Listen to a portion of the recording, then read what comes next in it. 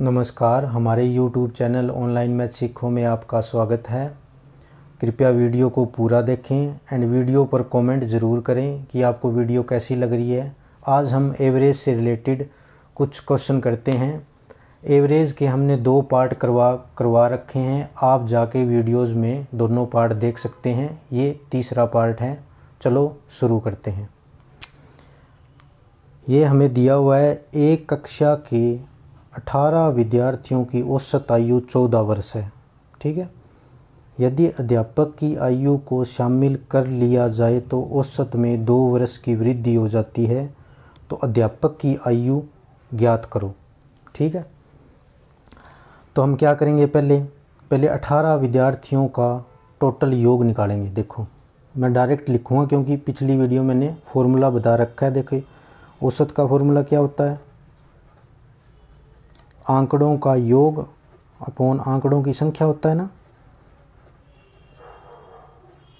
ठीक है। तो एक कक्षा के 18 विद्यार्थी, टोटल संख्या कितनी है 18, औसत कितना है 14। तो योग क्या हो जाएगी, डायरेक्ट मल्टीप्लाई। तो मैं यहाँ डायरेक्ट करवा रहा हूँ, ये फॉर्मूला मैंने लिख दिया है। देखो, 18 विद्यार्थियों की औसत कितनी है, टोटल कितनी है औसत हमारे पास 14 वर्ष। ठीक है। तो कुल योग कितना हो गया, 18 × 14 हो गया ना। तो 18 और 14 की मल्टीप्लाई करेंगे, 2 3 7 8 1 8 और 7 15 और 2 252 आ गया। ठीक है। अब क्या कह रहा है, यदि अध्यापक की आयु को शामिल कर लिया जाए। ठीक है। 18 तो विद्यार्थी थे, एक अध्यापक हो गए, 19 हो गए। ठीक है। अब 19 का टोटल, 19 की औसत कितनी होगी। अब कह रहा है औसत में 2 वर्ष की वृद्धि हो जाती है। तो पहले औसत कितनी थी, 14 थी। 2 वर्ष की वृद्धि होगी तो औसत कितनी होगी, 16 होगी। तो 19 की औसत टोटल कितनी होगी, औसत होगी हमारे पास 14 और 2 वर्ष की वृद्धि हुई है ना, 14 और 2 16 हो गए। ठीक है।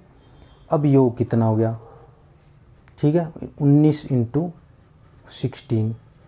ठीक है। 19 और 16 की मल्टीप्लाई करेंगे, 4 6 और 5 11 9 1 9 10 और 304 हो गया। ठीक है। हमें निकालना क्या है, हमें निकालना है अध्यापक की आयु। ठीक है। देखो, ये तो 18 विद्यार्थियों की आयु है और इसमें 18 विद्यार्थियों की और एक अध्यापक की आयु भी शामिल है 19 में। ठीक है। तो हम क्या करेंगे, 304 में से 252 माइनस करेंगे ना, तो अध्यापक की आयु आ जाएगी। देखो, 304 में से 252 माइनस करेंगे तो 2, 10 में से 5 गया 5, 52 वर्ष अध्यापक की आयु आ गई। ठीक है। तो ऑप्शन क्या हो गया हमारे पास, सी हो गया। ठीक है। चलो नेक्स्ट करते हैं।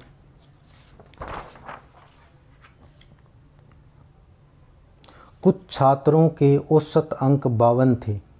ठीक है। एक नए छात्र के आने से जिसके अंक 84 है, अंकों के औसत में 2 की वृद्धि हो गई। तो अब कक्षा में छात्रों की संख्या ज्ञात करो। ठीक है। तो हमारे पास टोटल छात्र नहीं दे रखे। ठीक है। तो कुल छात्र हम मान लेंगे। ठीक है। तो कुल छात्र क्या मान लेंगे हम, कुल छात्र हो गए हमारे पास x हो गए, हमने मान लिए। ठीक है। औसत क्या दे रखा है, कुल छात्र का 52 दे रखा है ना, औसत अंक 52। तो कुल योग कितना हो गया, मैं डायरेक्ट लिख देता हूँ योग। ठीक है। औसत अंक 52 है, कुल छात्र x है, तो 52 × x, 52x हो गए कुल योग। ठीक है। कुल योग कितना हो गया 52x, कुल छात्र x थे।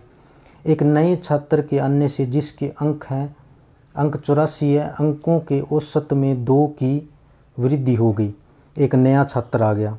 ठीक है। नए छात्र के आने से कुल छात्र कितने हो गए, देखो नया छात्र आया, आने से कुल छात्र कितने हो गए, x, एक नया छात्र आया ना, तो कुल x थे, एक नया आ गया तो मतलब x + 1 हो गया। ठीक है। अंकों के औसत में 2 की वृद्धि होगी। ठीक है, तो नए छात्र के आने से कुल छात्र हो गए x+1, तो औसत कितना हो गया नए छात्र के आने से, क्या कह रही है 2 की वृद्धि हो गई ना, तो 52 थे पहले, 2 कितने हो गए 54 हो गए। ठीक है, अब निकालेंगे नए छात्र के आने से कुल योग। अब कुल योग कितना हो गया, ठीक है 54 इंटू x+1, ठीक है इतना हो गया ना। अब देखो, अब हम औसत का फॉर्मूला लगाएंगे, मैं यहाँ कर देता हूँ साइड में। औसत का फॉर्मूला क्या होता है, आंकड़ों का योग बटा आंकड़ों की संख्या होता है ना। तो कुल योग कितना है हमारे पास, कुल योग 52x है। देखो कुल योग 52x है ना, 52x, ठीक है, प्लस एक नया छात्र आया था उसके अंक कितने थे 84 थे, ये भी तो जोड़ना है तभी तो कुल अंक बनेगा, अपॉन, ठीक है छात्र कितने हैं कुल, नीचे देखो कुल छात्र x+1 हो गए ना अब। ठीक है, और औसत कितना है हमारे पास, औसत में 2 की वृद्धि हुई थी, औसत 54 है ना, तो इधर इक्वल टू 54 कर देंगे। ठीक है, तो क्या फॉर्मूला बना ये, औसत इक्वल टू आंकड़ों का योग अपॉन आंकड़ों की संख्या, मल्टीप्लाई कर देंगे। 54x plus 54 equal to 52x plus 84, तो इधर आ जाएगा 2x बच गया, ये इधर जाएगा 84, ये माइनस का 54 हो जाएगा, क्या बच गया 0 और 3, ये काट देंगे हम, कितना आ गया 15 आ गया। पर अब पूछ क्या रहा है हमसे, तो अब कक्षा में छात्रों की संख्या अब पूछ रहा है। तो नया छात्र आने के बाद कुल छात्र तो ये थे ना x+1, ये तो शुरू के छात्र की वैल्यू आई है 15, हमें तो अब के छात्र चाहिए, अब कक्षा में, तो x+1 मतलब 15 + 1 इक्वल टू 16 हमारे पास आंसर आ गया। ठीक है, ये मैं आपको स्टेप वाइज लिख के दे रहा हूँ, ये वहाँ पे पेपर में नहीं लिखना, ये मन में रखना है। भी कुल छात्र x हो गए तो योग डायरेक्ट कर देंगे 52x, इतना लिखने की ज़रूरत नहीं है, डायरेक्ट हमें यहाँ पहुँचना है क्वेश्चन के यहाँ। ये तो मैंने आपको समझाने के लिए एक एक चीज़ लिखी है, पेपर में इतना नहीं लिखना। ठीक है, चलो नेक्स्ट करते हैं। देखो, एक कक्षा के 25 छात्रों के औसत अंक, ये 58 है, यहाँ पे 58 है ये। ठीक है, यदि अमित जिसके 48 अंक है चला जाता है, उसके स्थान पर वैभव जिसके अंक 73 है आ जाता है, तो कक्षा के अंकों का नया औसत ज्ञात करें। तो कक्षा के छात्रों का कह रहा है, छात्रों का नया औसत ज्ञात करें। ठीक है, तो हम क्या करेंगे, देखें एक कक्षा के 25 छात्रों का औसत अंक 58 था। ठीक है, तो 25 छात्रों का कुल योग निकालेंगे ना पहले। योग क्या होता है, औसत अंक इंटू कुल छात्र होता है ना, तो 58 इंटू 25, 58 और 25 की मल्टीप्लाई करेंगे। देखो 5 8 40, 4 5 5 25 और 4 29, 8 दूनी 16, 1 5 दूनी 10 और 11, 0 9 और 6 15, 2 3 4 1450, 1450 आ गया।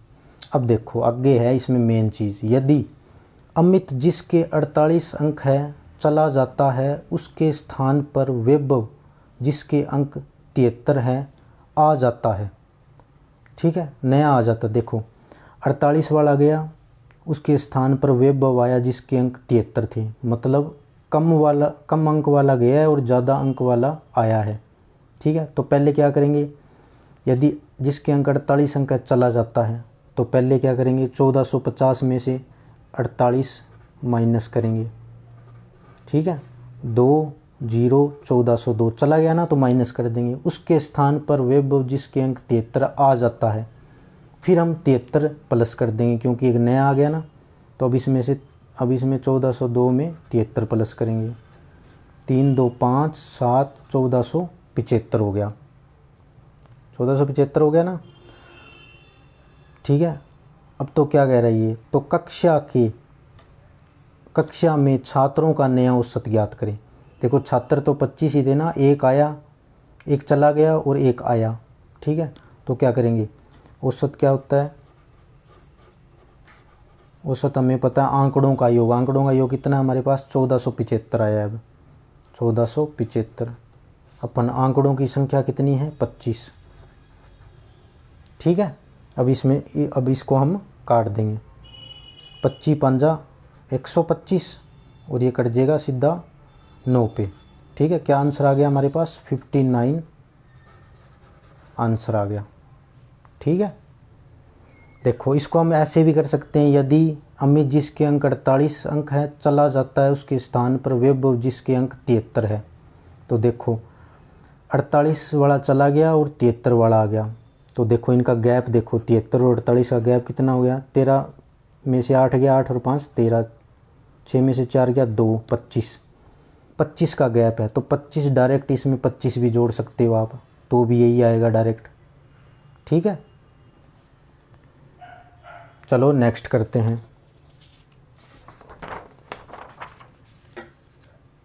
एक कक्षा में 50 छात्र है, 50 अंक वाला एक छात्र चला जाता है और उसके स्थान पर एक नया छात्र आ जाता है जिससे कक्षा के औसत अंकों में 0.5 की वृद्धि हो जाती है। तो नए छात्र के अंक ज्ञात करो। देखो जो औसत अंकों में 0.5 की वृद्धि होती है ना, ये सभी छात्रों में होगी। ठीक है, देखो 50 अंक वाला एक छात्र चला जाता है और उसके स्थान पर नया छात्र आता है, वृद्धि हुई है। मतलब क्या होता है, जो गया है ना पहला और अब नया आया है, नए वाला उस पहले वाले से बड़ा है उम्र में। ठीक है, तो अब देखो मैं करता हूँ। तो कक्षा में कुल छात्र कितने थे, कुल छात्र है 50। ठीक है, और औसत अंक में वृद्धि हुई है 0.5 की वृद्धि हो जाती है। तो कुल योग कितना हो गया 50 इंटू 0.5। ठीक है, तो ये कितना हो गया 5 5 25 आ गया ना। ये 50 अंक वाला एक छात्र चला जाता है, उसके स्थान पर एक नया छात्र आ जाता है। मतलब 50 अंक वाले छात्र से उसके 25 अंक ज़्यादा है, तभी तो वृद्धि हुई है ना 0.5। औसत अंकों में 0.5 की वृद्धि हुई है। ठीक है, तो मतलब 50 अंक वाले से 25 बड़ा है, तो डायरेक्ट 50 में 25 जोड़ेंगे। ठीक है, 5 और 75 सीधा आंसर, ऐसे करेंगे इसको सीधा। ठीक है, क्या आंसर आ गया हमारे पास बी। मैं एक बार दोबारा समझा देता हूँ। देखो एक कक्षा में टोटल 50 छात्र थे, औसत अंकों में 0.5 की वृद्धि हुई है। तो ये जो औसत अंक है ना उसमें वृद्धि हुई 0.5 की, ये सभी छात्रों में होगी। तो कुल वृद्धि कितनी हुई है, योग नहीं यहाँ पे वृद्धि लिखना था, सॉरी, कुल योग मतलब कुल वृद्धि कितनी हुई है 25 की हुई है। मतलब 50 अंक वाला जो छात्र गया है उससे 25 अंक उसके ज़्यादा है, तभी तो वृद्धि हुई है। तो 50 में 25 जोड़ देंगे, 75 आंसर आ जाएगा। चलो नेक्स्ट करते हैं।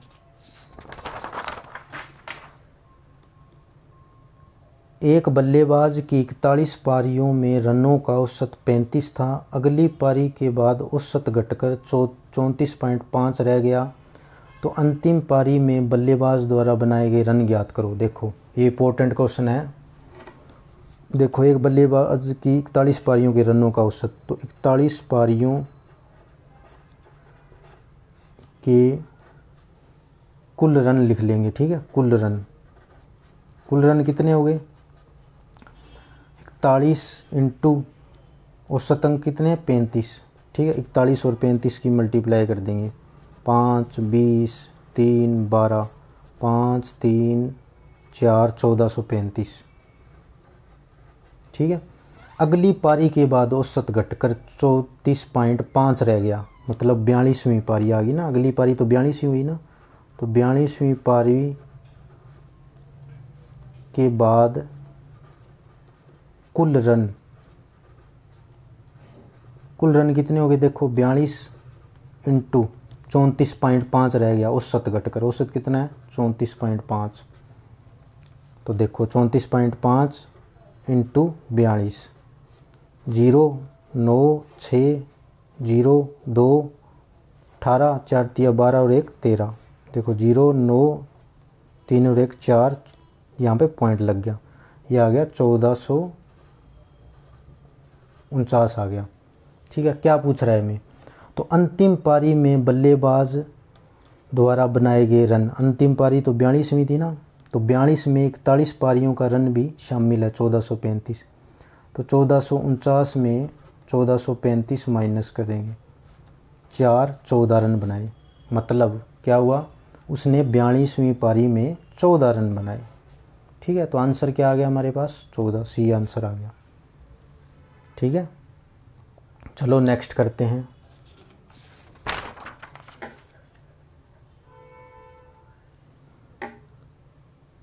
एक बल्लेबाज के 19 पारियों में किसी औसत से रन बनाए, देखो औसत नहीं दे रखा हमें, उसने 20वीं पारी में 120 रन बनाए जिससे उसका औसत 5 बढ़ गया, तो उसका 19 पारियों तक का औसत तथा 20वीं पारी तक का औसत ज्ञात करो। देखो मैं इसको अब डायरेक्ट करता हूँ, पहले तो मैंने एक एक चीज़ लिख के दिखाई थी ना, एक मैं डायरेक्ट करके दिखाता हूँ। देखो औसत का फॉर्मूला क्या होता है, आंकड़ों का योग अपॉन आंकड़ों की संख्या। ठीक है, देखो अब क्या है वहाँ पे, मैं तो हर सवाल में ऐसे लिख रहा हूँ, इसका कुल रन ऐसे करके मैं हर एक चीज़ लिख रहा हूँ, वहाँ ऐसे नहीं करना, उसको ऐसे करना। देखो औसत हमने मान लिया, x मान लिया, तो कुल रन कितने हो गए, 19 पारियों के कुल रन, 19 पारियों के कुल रन कितने हो गए, 19x हो गए, क्योंकि औसत तो मैंने x मानना है ना, तो 19x हो गए। उसने 20वीं पारी में 120 रन बनाए जिससे उसका औसत 5 बढ़ गया। ठीक है, तो अब औसत कितना हो गया उसका, अब औसत हो गया उसका x+5 हो गया ना, तो क्योंकि 5 की वृद्धि हो गई तो x+5 का हो गया ना, औसत 5 बढ़ गया। उसने 20वीं पारी में 120 रन बनाए जिससे उसका औसत 5 बढ़ गया। अब देखो औसत का फॉर्मूला मैंने लिखा है, देखो औसत x+5 बढ़ गया इक्वल टू आंकड़ों का योग 19x, ये 19 पारीवीं का है। 20वीं पारी में उसने किसने बनाए, 120 रन बनाए, तो 120 लिखेंगे, क्योंकि ऊपर क्या आ गया, ये तो 19वीं पारी तक रन आ गए उसके टोटल, ये 20वीं पारी के 120 रन आ गए, अपॉन टोटल कितना आ गई, 20 पारी होगी ना, तो 20 नीचे आएगा। ठीक है, ऐसे करेंगे। अब देखो मल्टीप्लाई कर देंगे, 20x + 100 = 19x + 120। ठीक है, ये क्या हो जाएगा, अब ये इधर आएगा, x बच गया, उधर गया तो क्या बच गया, 20 बच गया। ठीक है, इसने पूछा क्या है, उसका 19 पारियों तक का औसत तथा 20वीं पारी तक का औसत ज्ञात करें। देखो 19वीं पारियों का औसत मैंने क्या माना था, x माना था, ये मैंने लिखा नहीं, तो 19वीं पारियों का औसत मैंने क्या माना था, x माना था, तो x क्या आ गया हमारे पे, 20 आ गया, मतलब 19वीं पारी तक का औसत तो 20 आ गया। और 20वीं पारी का औसत क्या होगा, 20वीं पारी का औसत क्या मान, 5 बढ़ा था ना, 5 बढ़ गया, तो इसमें जोड़ देंगे। देखो x+5 था 20वीं पारी का औसत, तो 20 + 5 क्या आ गया, 25 आ गया। ठीक है, तो एक आ गई 20 19वीं पारी का, ये आ गया 25। ठीक है, तो आज की वीडियो में इतना ही। वीडियो को लाइक शेयर एंड चैनल को सब्सक्राइब ज़रूर करें एंड कमेंट करके ज़रूर बताएं हमारी वीडियो कैसी लग रही है, और आगे हमें कौन से और टॉपिक करवाने चाहिए, हम पूरी कोशिश करेंगे उन्हें करवाने की। धन्यवाद।